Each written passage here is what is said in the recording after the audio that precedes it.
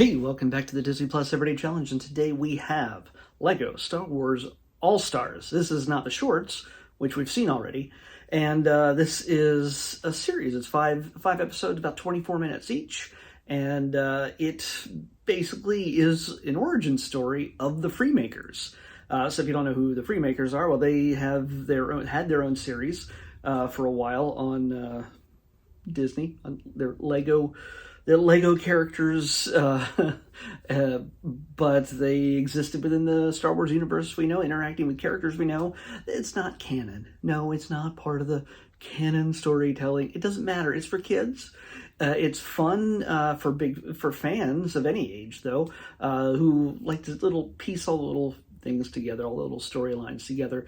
The first episode it was marked as me already watching, and I think I realized why. It is the full story of Roger over the years. It's his autobiography, in a sense. Roger is that battle droid right there, voiced by Matthew Wood, the guy who voiced all the battle droids in the series for the prequels, Clone Wars. He's also General Grievous. The first episode is just sort of a compilation of all the shorts, I believe, from the All-Star shorts, the Lego Star Wars All-Star shorts. So, yeah, if you want to see it in multiple 3-minute pieces, well, there you go. You'd have that. I guess I watched that to compare. I don't know. I think I was under the impression that I do the two of them together, and when I saw that it was the same thing, I was like, oh, well, maybe I'll just keep this for another time, and that time is now. Yes, I watched actually all 4 of the remaining episodes, and they are kind of separate from, I think, that Roger story, although Roger does appear in some of these episodes. It's sort of continuing on. It gives us the first meeting of the mom and dad of the Freemakers, Pace and Lena, yeah. So we get them together. They Pace knew Han and Lena knew Chewie, but they had separate adventures within the same episode. And then eventually another episode tells how they came together and then had little babies, which of course were other members of the Freemaker story. It's been a while since I've watched it, so I'm kind of trying to remember exactly what era that took place in. It feels like it was the Resistance era, but I think it was the Rebellion era. Yeah, I don't know. My brain is not remembering very well. But this does take us all the way from the Solo era, the Solo film. This does very much piggyback onto the films that were released in 2017.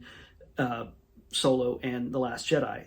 But you see these characters moving in and out of Solo, mixing in with the Han Solo story, mixing in with a Chewbacca story from that after Clone Wars, before Rebellion era, the original trilogy era. And then we see their story intertwine with moments from The Force Awakens, The Last Jedi. This came out in 2018, so it's before Rise of Skywalker. So yeah, you're not going to have it fill into that area. But we get to see also stories with Lando. Princess Leia shows up. None of the major actors recreate their voices, but you do get Kelly Marie Tran doing Rose Tico. You get who else? I'm trying to think of who else in here that we might recognize. Oh, and there's tons of voices, tons of classic voices for everybody from this. Kevin Michael Richardson shows up as Jabba. We get Yvette Nicole Brown as Lieutenant Valeria. Man. Corey Burton, of course, is in his friend Tadasior. I'm saying his name wrong, I'm sure. Greg Griffin. Let's see. Montse Hernandez plays Moxie. She's very important. She's the grandchildren of our Freemakers. John DiMaggio Bender also does Bosch. And my favorite, Dana Snyder, playing the Hutt Grabala the Hutt. So he's Master Shake from Aqua Teen Hunger Force. And it's the same voice. It's the exact same voice with almost the same exact I don't care about anything else but myself attitude that Master Shake has. So Grabala is just the doofiest of Hutts who nothing ever goes his way. He seems like act like a big gangster, but yeah, no, he is outdone at every turn, and he's one of my favorite parts in the entire Lego Star Wars universe, and it's all good fun. And yes, because it's Lego Star Wars, all the characters.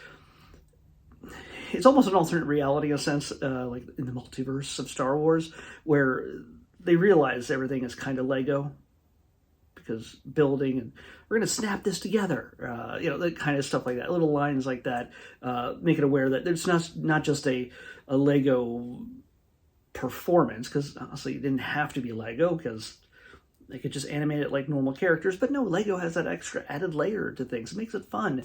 Kids love Lego. Kids love Star Wars. Adults love Lego, love Star Wars. And you know what? Hey, that's the way it should be. So yeah, this is all good fun. I like the fact that especially the last 4 episodes all sort of connected in a way. But of course, the first one with Roger's story also does fit in with that as well. So yeah, you get to see familiar places. Yavin 4, Canto Bight, Hoth, even, there's lots of different nods and winks to all eras of Star Wars, from the prequels to the Clone Wars, the original trilogy, and the sequel trilogy, and everything in between. It's kind of cool. So yeah, definitely, if you're a Star Wars fan, if you're a Lego fan, you definitely want to watch this. That's a given. I don't even think that shouldn't be a surprise that I would say that. But yeah, at first I was just going to watch one episode since I already had the gist of the first episode, but I was like, oh, I want to see more of this. I want to watch the rest. All told, it's 2 hours between all the 5 episodes. So yeah, I was invested. I got to make sure I see everything Star Wars. And this was a piece that I had not seen yet. There are a few Lego stories that remain, Lego Star Wars stories that remain that we have not watched yet. So we'll see. We'll see what comes up next. Let's pick tomorrow's episode. 237. Man, it's really sticking to the 200s. Not going far. Come on. Oh, hey. We get another short. Well, it wasn't a short before, but they felt like shorts, even though there was a bunch of them. It was a series. We get a short. This is Mickey's Birthday Party. That should be pretty simple. So we'll pick that up.